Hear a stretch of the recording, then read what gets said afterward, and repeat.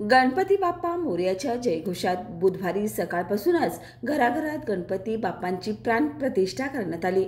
दिवसभर वाजत गाजत सार्वजनिक गणेशोत्सव मंडळाच्या मूर्ती गावात दाखल होत राहिल्या आणि गणेशोत्सवामुळे करडवाडीसह परिसरात उत्साहाचं वातावरण पसरलं। करडवाडीतील उत्कर्ष तरुण मंडळाने यावर्षी गणपतीची प्राणप्रतिष्ठा केली असून रमेश धोंडीराम निखाडे यांनी यंदा गणेश मूर्ती अर्पण केली आहे। विशेष म्हणजे गेले 43 वर्ष गावात एक गाव एक गणपती या उपक्रमांतर्गत प्राणप्रतिष्ठा केली जाते। मंडळाचे अध्यक्ष मयूर महादेव पाटील, उपाध्यक्ष दत्तात्रय जाधव यांच्या प्रमुख उपस्थितीत गावातील तरुण मंडळांचे कार्यकर्ते भजन म्हणत तर महिलांनी फुगडीचा फेर धरत विठ्ठल मंदिरात मूर्तीची प्राणप्रतिष्ठा केली। भक्तिमय वातावरणात झालेल्या या सोहळ्याला बजरंग सुतार, सदाशिव बेलेकर, प्रकाश बेलेकर, संभाजी खतकर, उत्तम मोरे, महादेव पाटील, बाबूराव खतकर आदी मान्यवर उपस्थित होते। यावेळी सामाजिक कार्यकर्ते प्रकाश बेलेकर म्हणाले, गणेशोत्सव हा फक्त उत्सव नसून गावाची एकात्मता, बंधुता आणि संस्कृती जपणारा सण आहे। गेली 4 दशकं करडवाडी गावाने एक गाव एक गणपतीची परंपरा जपली आहे। ही परंपरा कायम राहावी, तरुण पिढीने यात सक्रिय सहभाग घ्यावा हीच अपेक्षा आहे। गणेश भक्तांच्या उत्स्फूर्त सहभागामुळे करडवाडी गावात गणेशोत्सवाची रंगत अधिक खुलली आहे। तारा न्यूजसाठी बुदरगड प्रतिनिधी प्रकाश खतकर।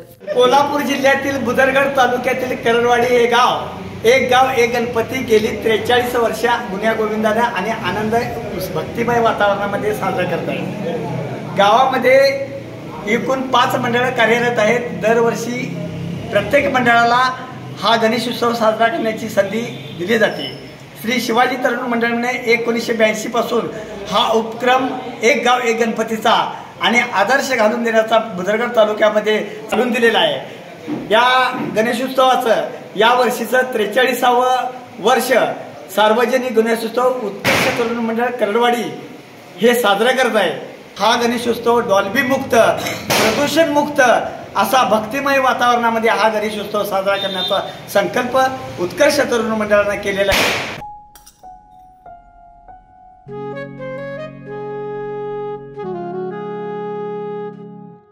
बाबा, आज येताना बासुंदी घेऊन या ना।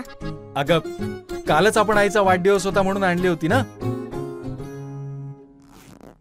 ऐकलं, गोकुळची बासुंदी पुन्हा खावीशी वाटतेय।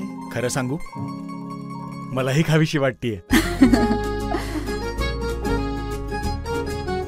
पुन्हा पुन्हा खावीशी वाटणारी गोकुळ बासुंदी।